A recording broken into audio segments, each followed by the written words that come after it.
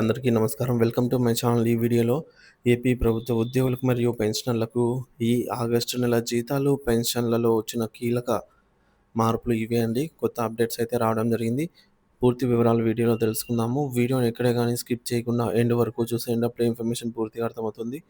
అలాగే వీడియో చూస్తున్న ప్రతి ఒక్కరు వీడియోకైతే లైక్ చేయండి ఫ్రెండ్స్. ఈ వీడియోని తోటి ఉద్యోగ పెన్షన్ మిత్రులతో అయితే షేర్ చేయండి. కొత్తగా మన ఛానల్ చూస్తున్నారు, ఇంకా ఎవరైనా సబ్స్క్రైబ్ చేసుకోకుంటే వెంటనే మన ఛానల్ని సబ్స్క్రైబ్ చేసుకోండి. దీని ద్వారా నేను చేసే లేటెస్ట్ వీడియోస్ అన్నీ మీ వరకు రీచ్ అవుతాయి. ఇక ఆలస్యం చేయకుండా వివరాల్లోకి అయితే వెళ్ళిపోదాము. ఫ్రెండ్స్, మనం చూసుకున్నట్లయితే అప్పుడప్పుడు కొన్నిసార్లు ఉద్యోగ పెన్షన్‌కి సంబంధించి జీతాల బిల్లులు సబ్మిషన్ చేసేటప్పుడు కొన్ని మార్పులైతే రావటం సహజమే. మనము గత జూలై నెలకు సంబంధించి జీతాలు, పెన్షన్లు చెల్లింపులలో భాగంగా డీడీఓలు బిల్లు సబ్మిట్ చేసే ముందుగా తప్పనిసరిగా వాళ్ళు కొన్ని దశలు అంటే ఆహ్, ఈ విధంగా కొంత ప్రాసెస్ అయితే ఉండేదన్నమాట. ఖచ్చితంగా రాష్ట్రంలోని ఉద్యోగ ఉపాధ్యాయులకు జూలై నెల జీతాల బిల్లులను కొత్త పేరోల్ వ్యవస్థలో ప్రాసెస్ చేయడానికి ప్రతి డీడీఓ కూడా తప్పనిసరిగా కొన్ని ఫార్మాట్‌లను పూర్తి చేయవలసైతే వచ్చింది. ఆ ప్రక్రియను పూర్తి చేస్తేనే రెగ్యులర్ పేరోల్ అనేది ఎనేబుల్ అవుతుందనైతే రావటం జరిగింది. అలాగే ఇప్పుడు కూడా రావటం జరిగింది. గతంలో చూసుకున్నట్లయితే ఉద్యోగి పని దినాలతో పాటు ఇప్పుడు ఎప్పటికి ఉద్యోగి పని దినాలు, అలాగే లీవ్ ఎన్‌కాష్‌మెంటు ఉంటాయన్నమాట. అది కామన్‌గా ఉండేది. గతంలో క్రమశిక్షణ చర్యలు వివరాలు మరియు నియామక అధికారి డీటెయిల్స్ అంటే disciplinary cases and appointing authority information ఇవ్వాల్సి ఉంది. అలాగే ఆర్గనైజింగ్ యూనిట్ అత్యవసర దశ అండి అది. అది కంప్లీట్ చేయాలి. ఆ తర్వాత డీడీఓ బ్యాంక్ ఖాతా వివరాలను అప్డేట్ చేయమని వీటన్నిటిని పూర్తి చేస్తేనే payroll regular payroll bill generate చేసే ఆప్షన్ అయితే అందుబాటులోకి అయితే రావడం జరుగుతుందని అయితే గతంలో ఈ మేరకు ఈ అప్డేట్ మార్పు అయితే రావడం జరిగింది కాబట్టి కావున డీడీఓలంతా కూడా ఉద్యోగులకు సంబంధించి వారి వారి పరిధిలోని వారికి అందరికి కూడా ఈ ప్రాసెస్ పూర్తి చేసిన తర్వాతే బిల్లులను సబ్మిట్ చేశారు. అదేవిధంగా ఇప్పుడు ఆగస్టు నెలకు సంబంధించి 2 కీలకమైన అప్డేట్స్ అయితే రావడం జరిగిందండి. ఆగస్టు నెల జీతాల బిల్లులను ప్రాసెస్ చేయడానికి ముందు డీడీఓలందరూ నిధి పోర్టల్‌లోని కొన్ని ముఖ్యమైన టాస్క్‌లను తప్పనిసరిగా పూర్తి చేయాలని ఆర్థిక శాఖ నుంచి స్పష్టమైన ఆదేశాలైతే అందాయి. అదేందంటే ఆర్థిక శాఖ నుంచి వచ్చిన ఆ మెసేజ్ ఇక్కడే ఉంది. Dear DDOs, it's requested to complete submission of office IDs of all employees in their respective offices in Nidhi portal in the master data tile at the earliest. As this is being monitored at the highest level, it is requested to complete this task without any fail. అంటే ఖచ్చితంగా ఈ task పూర్తి చేస్తేనే మనకు regular payroll అనేది enable అవుతుంది అని అయితే దీని అర్థము. ఫినాన్షియల్ డిపార్ట్మెంట్ నుంచి వచ్చిన సందేశం ఇదే అండి. దీని అర్థం మీ కార్యాలయంలోని ఉద్యోగులందరూ ఈ ఆఫీస్ ఐడి వివరాలను నిధి పోర్టల్‌లోని మాస్టర్ డేటా విభాగంలో వెంటనే సబ్మిట్ చేయాలి.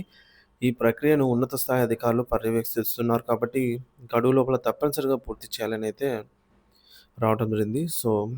ఇక్కడ ప్రీపే బిల్ యాక్టివిటీస్‌లో మనకు ఈ ఆగస్ట్ నెలకు సంబంధించి వచ్చిన 2 కొత్త అప్డేట్స్ ఇవి అండి. ఇవి 2. మొదటిది ఎంప్లాయీ మంత్లీ అటెండెన్స్, ఇది ఎప్పుడూ ఉండేదే. అవైల్డ్ ఎన్ని లీవ్స్. ఇక రెండవది సబ్మిట్ ఆఫ్ ఈ ఆఫీస్ ఐడీస్. తర్వాత ఫస్ట్ అప్లేట్ అథారిటీ ఇన్ఫర్మేషన్. ఈ రెండిటిని అయితే ఇప్పుడు ఎలా చేయాలనేది చూద్దాము. మొదటగా డీడీఓలు వారి యొక్క నిధి పోర్టల్‌లో లాగిన్ అయిన తర్వాత ఈ విధంగా అయితే ఇంటర్ఫేస్ ఉంటుంది. లాగిన తర్వాత ఇక్కడ మనకు టేల్స్ అయితే కనిపిస్తున్నాయి. ఇక్కడ మనము ఇందులో ఈఎస్ఎస్ కాదు, ఇప్పుడు మాస్టర్ డేటానైతే ఓకే చేయాలన్నమాట. దీనిపై క్లిక్ చేయాలి. ఇక్కడ టేల్స్ ఇవన్నీ కూడా మాస్టర్ డేటాలోకెళ్తే మనకు 8 ఆప్షన్స్ రావటం జరుగుతుంది. మాస్టర్ డేటాలో 8 ఆప్షన్‌లో మనం ఏడవది అంటే సబ్మిట్ ఎంప్లాయీ ఈ ఆఫీస్ ఐడీ మీద క్లిక్ చేయాలి. అప్పుడు ఈ విధంగా కనిపిస్తుంది. ఇక్కడ వెంటనే మన డీడీఓ కోడ్ ఎంటర్ చేయాలి. తర్వాత డిసిగ్నేషన్ వద్ద 99 అని వచ్చి ఆల్ అని ఉంటుంది. ఫస్ట్ ఆప్షన్ అండి. ఇది క్లిక్ చేయాలి. ఓకే చేయాలి. దీనిపైన క్లిక్ చేస్తే ఇది ఇక్కడ ఎంటర్ అవుతుంది. గెట్ డీటెయిల్స్ మీద మనము క్లిక్ ఇచ్చినట్లయితే ఇప్పుడు మనకు ఈ విధంగా ఇంటర్ఫేస్ ఓపెన్ అవుతుంది. ఇక్కడ టోటల్ మీ పరిధిలోని టోటల్ ఎంప్లాయీస్ నంబరు, ఎంతమందిని అప్డేట్ చేయాలి, ఎంతమంది అప్డేట్ అయ్యాయి అనే 3 వివరాలు ఇక్కడుంటాయి మెయిన్‌గా. సో, 12 మందైతే ఉన్నారు ఈ కేస్‌లో. ఇక్కడ సర్వీస్ ఇది ఎస్ఆర్ నంబర్ అనమాట. సీరియల్ నంబరు అంటే 1, 2, 3 తర్వాత CFMS ID, employee name, designation, organisation ID or unit organisation unit ID or office ID, office name ఇది మనకి ఇంపార్టెంట్ అండి. So, is office ID available అని అయితే అడుగుతుంది. ఇది మనకి ఇంపార్టెంటు. ఇక్కడ మనము క్లిక్ చేస్తే 3 ఆప్షన్స్ అయితే రావడం జరుగుతుంది ఈ విధంగా. Yes, not applicable, not yet created. So, ఎంప్లాయీకి ఈ ఆఫీస్ ఐడీ ఉన్నట్లయితే యెస్ మీద క్లిక్ చేసి ఈ బాక్స్‌లో మనకు ఆ నంబర్ ఎంటర్ చేసి సేవ్ చేయాలి. లేదు మనకు ఇంకా క్రియేట్ చేయలేదంటే నాట్ యెట్ క్రియేటెడ్ అని అయితే క్లిక్ చేసి సబ్మిట్ సేవ్ చేయాలన్నమాట. తర్వాత ఈ నాట్ అప్లికబుల్ ఎవరికొస్తుందంటే వాచ్‌మ్యాన్‌లకు, అటెండర్‌లకు వీళ్ళకి ఈ ఆఫీస్ ఐడీతో పని లేదనమాట. కాబట్టి ఈ నాన్ టీచింగ్ స్టాఫ్ వీరికి సంబంధించినటువంటి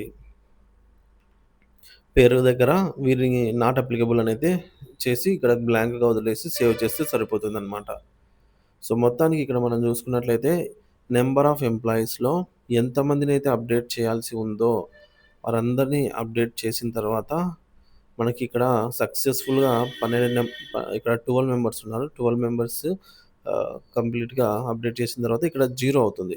number of to be updated 0 అవుతుందనమాట. అంతవరకు చేస్తే తర్వాతనే మనకు రెగ్యులర్ పేరోల్ అనేది ఎనేబుల్ అవుతుంది.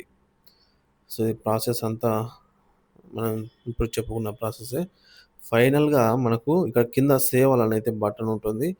ఒకేసారిగా అన్నీ సేవ్ చేయొచ్చు. సేవ్ ఆల్ పైన క్లిక్ చేయొచ్చు. తర్వాత కన్ఫర్మేషన్ చేయాలండి.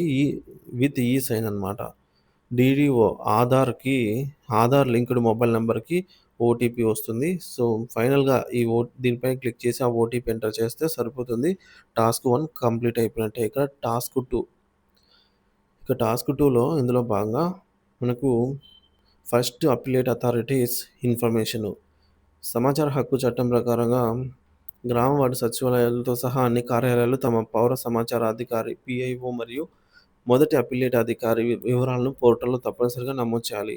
యాక్చువల్‌గా సంబంధిత కార్యాలయ డీడీఓనే పీఐఓగా వ్యవహరిస్తారు. వారి సీఎఫ్ఎంఎస్ ఐడీ ఇక్కడ ఎంటర్ చేయాలి. తర్వాత మొదటి అప్పిలేట్ అధికారి మీ కార్యాలయానికి సంబంధించినటువంటి ఎఫ్ఏఏ ఫస్ట్ అప్పిలేట్ అధికారి యొక్క సీఎఫ్ఎంఎస్ ఐడీ ఎంటర్ చేయాలి. ఈ వివరాలను కూడా మళ్ళీ ఆధార్ ఓటీపీతో మళ్ళీ ఈ సైన్ ద్వారా అయితే ధృవీకరించాల్సి ఉంటుందన్నమాట. వీడికి కంప్లీట్ అయిపోతుంది. సో, పైన తెలిపినటువంటి ఈ 2 టాస్క్‌లు పూర్తి చేస్తేనే ఈ సైన్ ద్వారా సబ్మిట్ చేసిన తర్వాత మాత్రమే ఆగస్టు నెలకు సంబంధించి జీతాల బిల్లులకు డీడీఓ లాగిన్‌లో ప్రాసెస్ చేయడానికి వీలవుతుంది. కావున డీడీఓలందరూ ఎటువంటి ఆలస్యం చేయకుండా ఈ యొక్క ప్రక్రియను తక్షణమే పూర్తి చేయాలని అయితే కోరడమైనది. సో, ఆల్రెడీ డీడీఓలు చాలామంది ఈ ప్రాసెస్‌ని అయితే పూర్తి చేసి వారి బిల్లులైతే సబ్మిట్ చేస్తూ ఉన్నారనమాట. వారి పరిధిలో ఉన్న ఉద్యోగులకు సంబంధించి గానీ, పెన్షన్‌కి సంబంధించి గానీ, జీతాలు, పెన్షన్ బిల్స్. సో, ఇంకా అవి ఎస్టీఓ పరిధి దగ్గరికైతే చేరుకోవడం జరుగుతోంది. వన్స్ ఎస్టీఓ గారి అప్రూవల్ పొందితే ఆ bill not approved stage or లేదంటే వెయిటింగ్ ఫర్ ఫండ్ క్లియరెన్స్ అనేది అర్థమవుతుంది. సో, ప్రెజెంట్ అయితే బిల్లులన్నీ ప్రాసెసింగ్‌లో అయితే ఉన్నాయన్నమాట. ఎప్పటిలాగే ఆగస్టు నెలకు సంబంధించి జీతాలు, పెన్షన్‌లు పూర్తి స్థాయిలో జమ అయ్యే వరకు ఎప్పటికప్పుడు మన ఛానల్ ద్వారా అయితే అప్డేట్స్ అందిస్తూనే ఉంటాను. ఇంకా ఎవరైనా మన ఛానల్ సబ్స్క్రైబ్ చేసుకోకపోతే వెంటనే మన ఛానల్ సబ్స్క్రైబ్ చేసుకొని అప్డేట్స్ అయితే ఫాలో అవుతూ ఉండండి. Thank you for watching this video.